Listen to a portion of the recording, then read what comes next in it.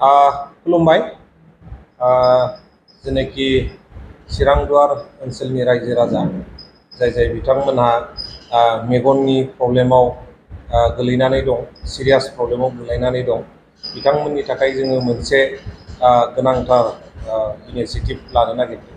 बेनो जाहैबाय जाय बिथांमोना सिरियासलि मेगननि बेमाराव गोलैनानै दं, बिथांमोननि थाखाय जोङो रुनिखाता ओनसोलाव आरो हाथिसार ओनसोलाव मोननै जायगायाव फ्रि आइ चेकआपनि 7 तारिखआव रुनिखातायाव हिरिम्बा हलाव आरो 8 तारिखआव हाथिसाराव PHC प्लेग्राउन्डआव जोङो थिग खालामनाय जादों। फुंनि 9 बाजिनाय लोगो लोगोनो बे जेनाखि फ्रि आइ चेकआप बियो सोलिगोन।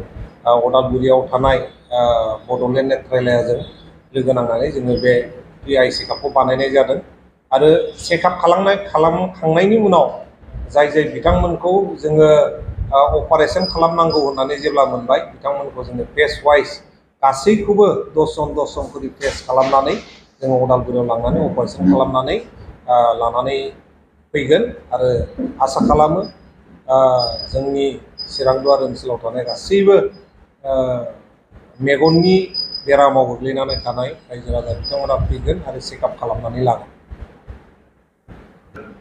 केम्पआ जोङो रुनिखातायाव हिरिम्बा हलाव 7 तारिखआव फुंनि 9टानिफ्राय जागायगोन आरो हाथिसारनि PHC प्लेग्राउन्डआव फुंनि 9टानिफ्राय जागायगोन 8 तारिखआव।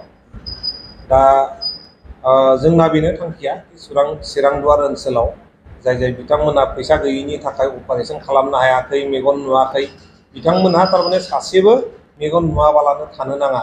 जोङो थांनाय सप्तायाव 7 अपारेशन खालामनानै लाबोबाय। जाय बिथांमोनहा 3 बोसोर 4 बोसोर फैसा गैयिनि थाखाय अपारेशन खालामनो हायाखैमोन आरो बिथांमोनहा 3-4 बोसोर जेबोखौनो नुवाखैमोन। बुंनो थाङोबा बिथांमोनहा खानाखौनो जोङो बुंनांगौमोन। दा अपारेशन खालामखांनायनि उनाव बिथांमोनहा बे जेनाखि सोमखोर जेनाखि जोंनि समायना बुहुम बेखौ बिथांमोनहा नुफिननो हाबाय।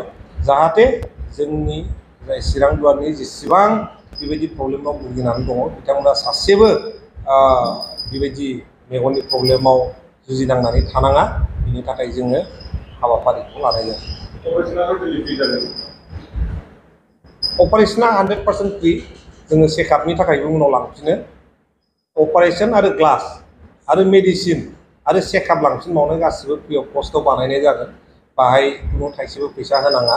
दा बिनि थाखायनो आं गासिबो रायजो राजा बिथांमोनखौ खावलायदों लैहोर फैनांगौ आरो गाव गावनि मेगननि प्रब्लेमखौ सल्युसन खालामनानै लानांगौ।